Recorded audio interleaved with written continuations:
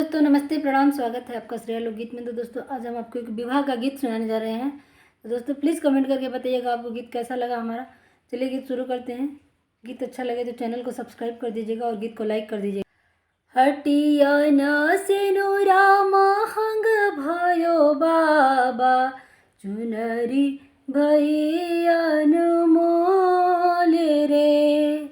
एही रे सिंदूरवा के कारण बाबा, छोड़े मैं देश तोहार रे।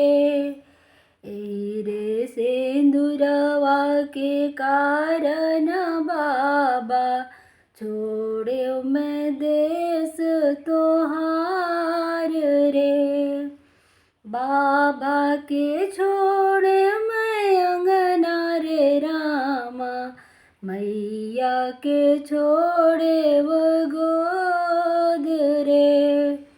भैया के छोड़े मैं लाख दुहैया, भाभी के छोड़े वो मोह रे। भैया के छोड़े मैं लाख दुहैया, भाभी के छोड़े वो मोह रे। एही रे सिंदूरवा के कारण बाबा, छोड़े मैं देश तोहार रे। बाबा जे दीना है नवा मन सोनवा, मैया जे लहर पटोर रे। बाबा जे दीना है नवा मन सोनवा, मैया जे लहर पटोर रे।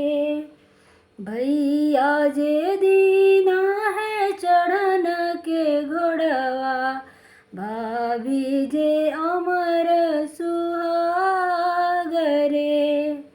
भैया जे दीना है चढ़न के घोड़वा, भाभी जे अमर सुहाग रे।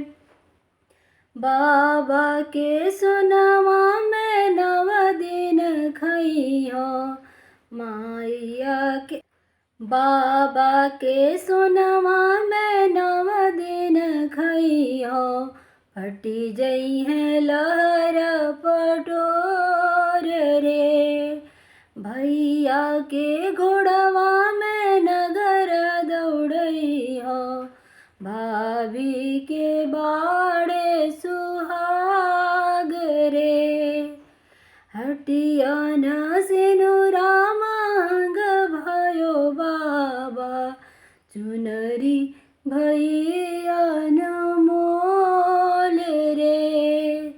एही रे सिंदूरवा के कारण बाबा, छोड़